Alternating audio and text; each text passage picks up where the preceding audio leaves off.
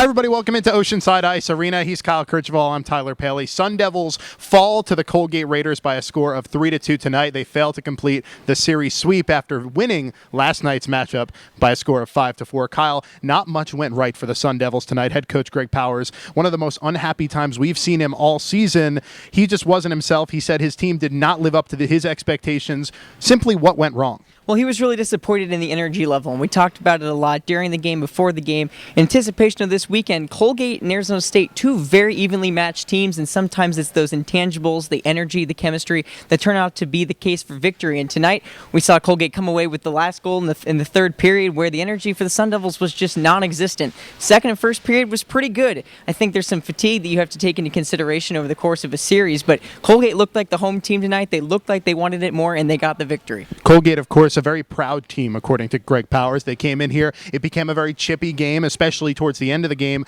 when the handshakes were going on. A couple of players actually ejected, potentially suspended for the next few games. So we'll see what comes of that. We'll have all the updates on CronkiteSports.com for that. But overall, what do the Sun Devils need to improve upon going forward? They play American International, then UMass Amherst before returning home for the Desert Hockey Classic. Well, you know, Tyler, a lot of it is consistency. When you have a young team, that's something you're going to lack. But one thing you can always control is your energy and your discipline, and that's something that Coach Powers preaches all the time. He talked about a postgame. The discipline wasn't there. They spent the whole pregame talking about, hey, this is what we're going to do. This is how we're going to approach physicality. And Colgate forced ASU to match them physically, and ASU just didn't have the disciplinary skill to say, hey, let's just hold back. Let's not get dumb penalties. And they did that tonight. So for ASU, it's the consistency. It's figuring out what went wrong. It's translating the bad into the good and moving forward with some improvements. Arizona State, with tonight's loss, falls to 4-13-0 on the season. Next up, it's American International for them. They'll play next week there.